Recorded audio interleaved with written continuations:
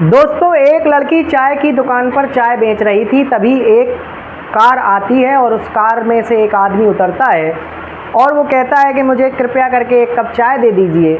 लेकिन वो चाय बनाने वाली लड़की जब उस व्यक्ति की आवाज़ को सुनती है तो बड़े गौर से उसे देखने लगती है और थोड़ी देर बाद उसके आंसू निकलने लगते हैं। तो ये देखती है कि सामने वाला जो व्यक्ति है उसके भी आंसू निकलने लगते हैं। दोनों एक दूसरे से पूछते हैं कि तुम्हारे आंसू क्यों निकल रहे हैं। तो वो बताते हैं कि मेरे आंसू इसलिए निकल रहे हैं। इसके बाद दोनों उस गाड़ी में बैठ कर के एक जगह चले जाते हैं जहाँ पर उनके माता पिता मिलते हैं और उनके माता पिता उन्हें देख करके बहुत खुश होते हैं। दोस्तों, कौन था वो व्यक्ति और कौन थी तो वो लड़की जो चाय बेच रही थी, और वो जो व्यक्ति कार से उतरा था वो कौन था जो देख करके उस महिला को रोने लगा था। आइए इस कहानी को सिलसिलेवार तरीके से समझते हैं। दोस्तों, हमारा कहानी सुनाने का उद्देश्य केवल और केवल ये है कि आपको ऐसी कहानियाँ सुनाना जो आपके परिवार को टूटने से बचाएं, आपको सावधान करें और सतर्क करें। इसी आशा उम्मीद के साथ मैं आपको कहानी सुनाता हूँ। दोस्तों, एक बार की बात है, क्या है कि बिहार में एक गांव है। उस गांव में एक लड़की रहती थी। वो लड़की पढ़ने लिखने में बहुत होशियार थी। उसके माता पिता चाहते थे कि तुम कहीं पढ़ लिख कर कहीं सरकारी जॉब प्राप्त कर लो, और अगर तुम सरकारी जॉब प्राप्त कर लोगी तो फिर तुम्हारा जीवन बहुत आनंदमय तरीके से व्यतीत होगा, कभी तुम्हें कोई दिक्कत नहीं आएगी। क्योंकि उसके पिताजी खुद एक सरकारी जॉब में थे और उनका जीवन बड़े आराम से कटा था। उन्हें कभी किसी चीज़ की कोई दिक्कत नहीं हुई थी। तो वो ऐसा मानते थे कि अगर तुम्हें भी सरकारी जॉब मिल जाएगी तो तुम्हारा भी जीवन बहुत अच्छे से कटेगा। इसी आधार पर वो अपनी बच्ची को अच्छी शिक्षा दे रहे थे। और वो जो लड़की थी उनकी इकलौती लड़की थी, तो उन्होंने हर संभव प्रयास किया कि अपनी बेटी को बहुत अच्छा बनाएं। दोस्तों, बेटी पढ़ लिख कर बड़ी हुई। बेटी पढ़ने लिखने में होनहार थी और उसने सरकारी जॉब प्राप्त कर ली। दोस्तों, वो एक डीएम ऑफिस में क्लर्क के पद को प्राप्त कर ली, जो कि सरकारी था, और अपना बड़े आराम से जीवन यापन कर रही थी। अब दोस्तों, उसकी शादी के लिए लड़का भी देखना था। उसके पिता को चिंता होने लगी कि मेरी लड़की बड़ी हो गई है, रिश्तेदारों के फ़ोन आते हैं और भी बहुत सारी समस्याएं हैं। तो उसने कहा कि अब मेरी बेटी पढ़ लिख चुकी, बेटी की जॉब लग गई, अब इसके लिए कोई लड़का ढूंढते हैं और इसकी शादी करते हैं। तो दोस्तों, बहुत ढूंढने के बाद एक लड़का मिला। जो लड़का हालांकि जॉब तो नहीं थी, लेकिन वो एक दुकान चलाता था, जो उसकी बड़ी अच्छी दुकान चलती थी। लेकिन वो पढ़ने लिखने में भी तेज़ था और अपनी पिता की दुकान पर बैठता था, पिता की दुकान को संभालता था। तो उसके पिता ने घर आकर कहा कि बेटी, लड़का बहुत योग्य है, उसको देख कर के मुझे ये लगता है कि ये किसी बड़े पद को बहुत आसानी से प्राप्त कर लेगा अगर ये मेहनत करेगा तो दोस्तों, उसके पिता जब उससे कहते हैं तो पहले तो वो लड़की मना करती है, लेकिन फिर मान जाती है कि चलो अगर आप कह रहे हो पिताजी तो मैं आपकी बात का खंडन नहीं करूँगी और मैं आपकी बात को मान करके उससे शादी कर लूँगी, क्योंकि आप जो भी करेंगे मेरा अच्छा ही करेंगे। दोस्तों, उस लड़के से उस लड़की की शादी हो जाती है। उस लड़के का नाम सोहन था और शादी होने के बाद वो अपना बैंक में जॉब करती है। बैंक में जॉब करने के बाद जो माता पिता हैं उनका भी बड़े अच्छे से पालन पोषण करती है, देखभाल करती है और उनकी बड़ा सेवा आवभगत सम्मान सत्कार, जो जैसा कि आजकल बहुत कम देखने को मिलता है, ऐसा वो करती है। धीरे धीरे और बच्चों और अपने जो उसकी जॉब थी उसको भी बड़े आराम से देख रही थी। धीरे धीरे समय बीतता है। वो लड़का पढ़ने में तो तेज़ था ही, सोहन। जब उसके पिता ने कहा था कि बेटी, लड़का तो पढ़ने में ठीक है, फ़िलहाल अभी वो अपने पिता का बिजनेस संभाल रहा है। लड़का यूपीएससी की तैयारी करता है। यूपीएससी की तैयारी करने के बाद उसका पहले अटेम्प्ट में सिलेक्शन हो जाता है और वो जिलाधिकारी पद को प्राप्त कर लेता है। दोस्तों, जब वो जिलाधिकारी पद को प्राप्त कर लेता है तो वो इसका श्रेय अपनी पत्नी को देता है कि वो कहता है कि जब से मेरी पत्नी मेरे घर में आई है, मेरा दिन दूना रात चौगुना हो रहा हो। आज तक मैंने कोई एग्ज़ाम क्रैक नहीं किया, लेकिन जैसे ही मेरी शादी हुई मेरी पत्नी ने मुझे सपोर्ट किया और अपनी पत्नी के सपोर्ट के कारण मैं आज जिलाधिकारी बन पाया हूँ। दोस्तों, उन लोगों की ज़िंदगी बड़े आसानी से, बड़े आराम से गुजर रही थी। घर में हंसी खुशी का माहौल था। पत्नी भी बहुत अच्छी थी, पति भी बहुत अच्छा था, सास ससुर भी बहुत अच्छे थे। लेकिन अचानक से उनके रिश्तों को किसी की नज़र लग जाती है। दोस्तों, उसका पति कहता है कि अब तुम एक काम करो, तुम अपने बैंक की नौकरी को छोड़ दो, क्योंकि मैं अब जिलाधिकारी हूँ और मुझे इतना पैसा मिल जाता है कि मैं तुम्हारा भरण पोषण बड़े आराम से कर सकता हूँ। तो वो कहती है कि ठीक है। पहले तो वो मना करती है कि अरे, मुझे बड़ी मुश्किल से सरकारी जॉब मिली है और मैं भी किसी जिलाधिकारी के यहाँ क्लर्क हूँ, तो मेरा भी अच्छा खासा पेमेंट है, हम दोनों लोग मिल कर के। उसने कहा नहीं नहीं, अब तुम्हारा ये काम करना शोभा नहीं देता। तो उसने कहा कि ठीक है, अब आप कह रहे हो तो मैं आपकी बात मान लेती हूँ। और उसने स्वीकृति ले ली, और स्वीकृति लेकर के उसने अपना जो है रिज़ाइन लेटर वहाँ पर दे दिया कि साहब मैं अब जो है इस काम को करने में असमर्थ हूँ, मुझे परमानेंट मुक्त कर दिया जाए। दोस्तों, उसने अपनी जो जॉब थी वो जॉब छोड़ दी, और जॉब छोड़ करके घर में रहने लगी। पूरा समय घर में देती, माता पिता को देखती, अपने पति का ध्यान रखती। लेकिन दोस्तों, होता क्या है कि उसके जो ऑफिस के कर्मचारी थे वो कभी कभी उससे मिलने आ जाया करते थे। तो जब किसी के जीवन में कुछ घटनाएं होनी होती है तो सबसे पहले उसके दिमाग में गलतफहमियां जन्म ले लेती हैं। तो ऐसे ही सोहन के दिमाग में गलतफहमियों ने जन्म ले लिया। उसने कहा कि यार, हमें लगता है कि हमारी जो पत्नी है उसके अपने जो सहकर्मी हैं उनके साथ अवैध संबंध रहे हैं, इसलिए आए दिन कोई ना कोई कर्मचारी घर पे चला आता है और उससे मिलने लगता है, हंस हंस के बातें करता है। तो उसने कई बार देखा, लेकिन अपनी पत्नी से ये बात उसने नहीं कही। लेकिन दिमाग में उसके मन ही मन ये बातें खटकने लगीं, और एक दिन उसने इन्हीं बातों को जब वो नहीं सहन कर पाया तो उसने शराब पी ली।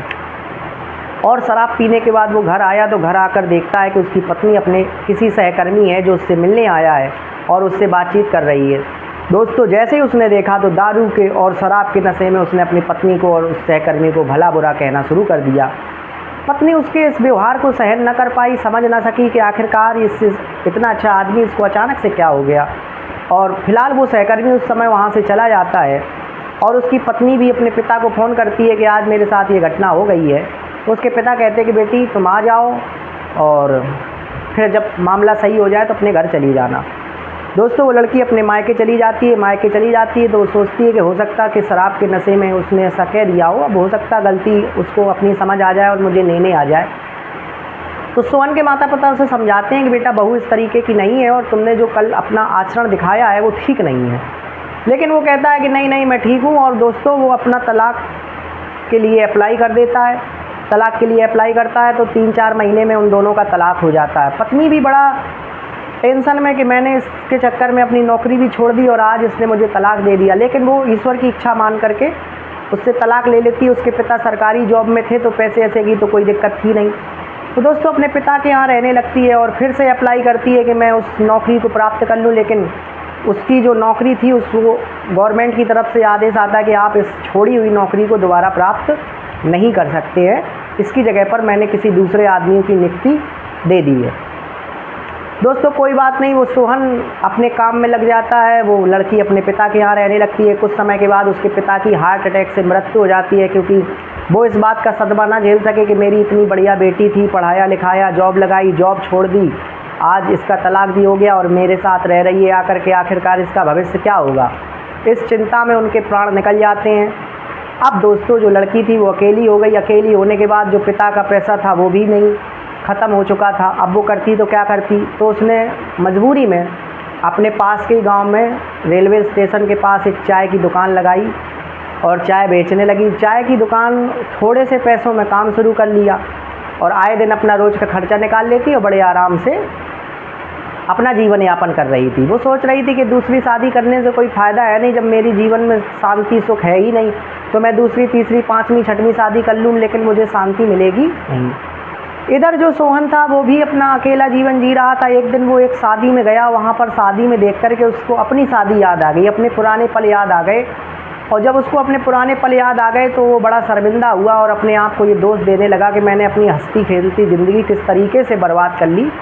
मैं उससे बात करता, उसकी काउंसलिंग करता, उसको मना करता तो शायद वो मान जाती, लेकिन मेरा इस तरीके से एकाएक एक्शन लेना उचित नहीं था।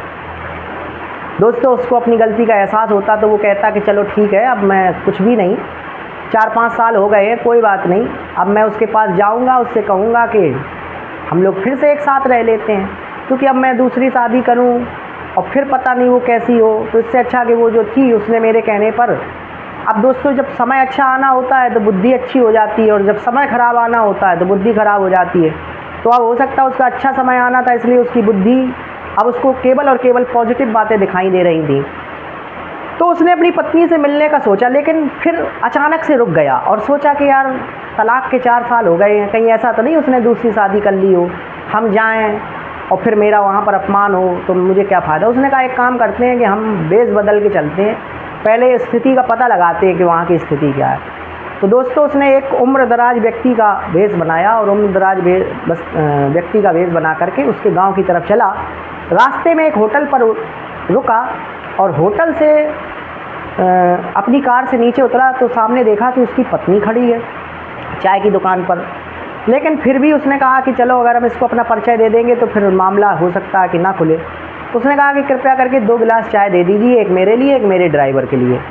दोस्तों उस लड़की ने जैसे ही आवाज़ सुनी तो वो समझ गई ये तो मेरे पति सोहन की आवाज़ है। लेकिन जब उसकी शक्ल देखी तो उसकी शक्ल किसी उम्रदराज व्यक्ति के जैसी लग रही थी, क्योंकि वो अपना वेश बदल लिया था उसने कहा हो सकता इसकी शक्ल मेरे पति से कुछ मैच करती, आवाज़ भी मैच करती, लेकिन मेरा पति नहीं। इस संसार में इतने लोग हैं और बहुत से लोगों की शक्ल एक जैसी है। तो ऐसा कह कर के वो चाय दे देती है, चाय वो पीता है और चाय पीने के बाद वो कहता है कि भाई ज़रा एक बात ये बताओ कि तुम यहाँ पर चाय की दुकान क्यों लगाती हो।